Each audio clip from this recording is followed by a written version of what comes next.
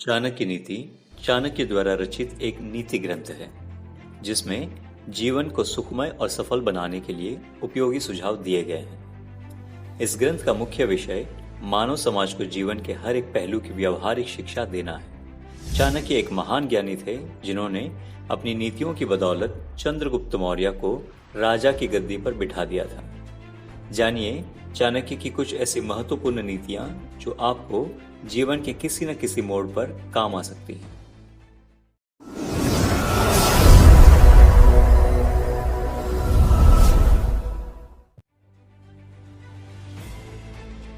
नमस्कार दोस्तों, स्वागत है आप सभी का एक बार फिर से। बुद्धिमान वही है जो अपनी कमियों को किसी के सामने उजागर न करे।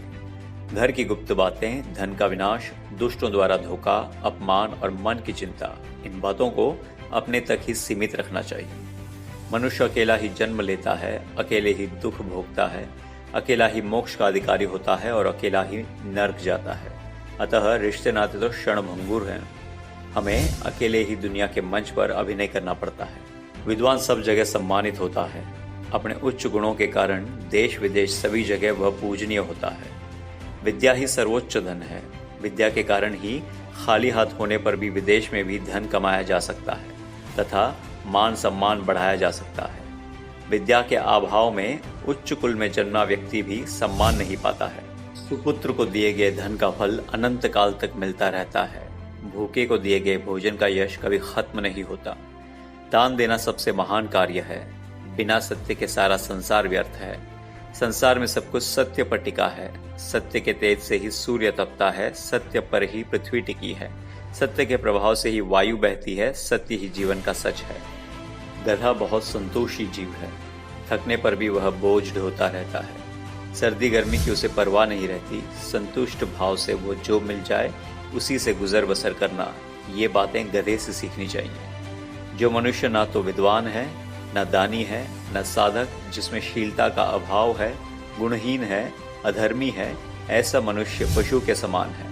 ऐसे मनुष्य पृथ्वी पर भार के समान है। भावनाएं इंसान को इंसान से जोड़ती है।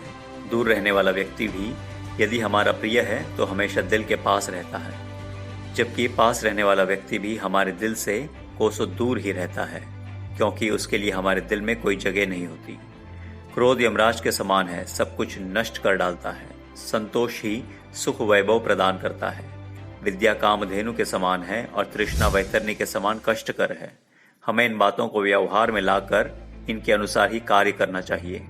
एक गुण सैकड़ों अवगुणों को छिपा लेता है। जिस प्रकार केवड़े में कांटे होते हैं, कीचड़ में पैदा होता है, फिर भी अपनी सुगंध से सबको अपनी ओर आकर्षित करता है। गुलाब में भी कांटे होते हैं, लेकिन उसकी मधुर सुगंध उसके एक दोष को ढक लेती है। अपने रहस्य किसी के सामने भूल कर भी उजागर नहीं करने चाहिए। कुछ तो ऐसे कहे गए हैं जिन्हें अपनी पत्नी से भी छिपाना चाहिए। अतः यहाँ पर सावधानी बरतनी चाहिए।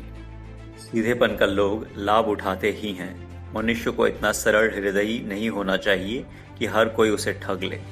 जंगल में सीधे खड़े वृक्षों को ही काटा जाता है। टेढ़े मेढ़े वृक्ष बड़े शान से सीना ताने खड़े रहते हैं। सुख सदैव किसी को नहीं मिलता है।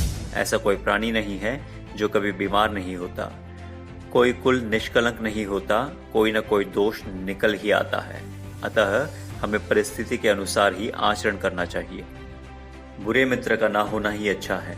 बुरे राजा से सदैव बिना राजा होना ही अच्छा है।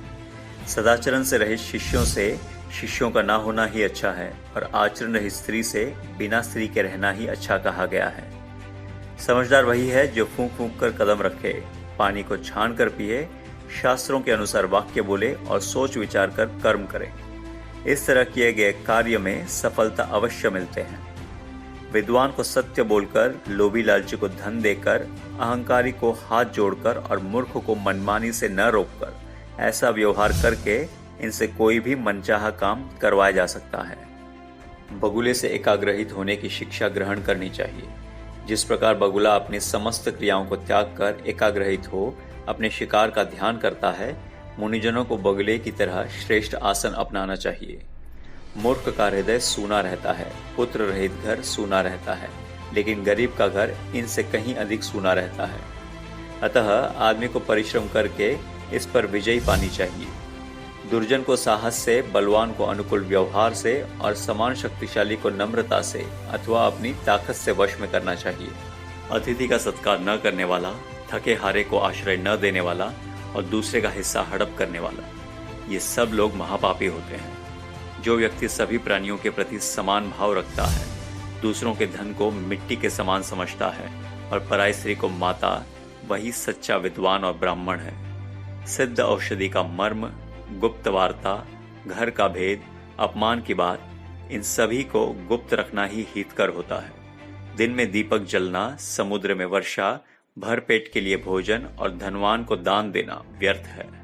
तो दोस्तों, ये थे आचार्य चाणक्य के कुछ बेहद अनमोल विचार। आई होप आपको मेरा यह प्रयास अच्छा लगा होगा। दोस्तों, आपको इस वीडियो में सबसे ज्यादा क्या पसंद आया, हमें कमेंट करके जरूर बताएं।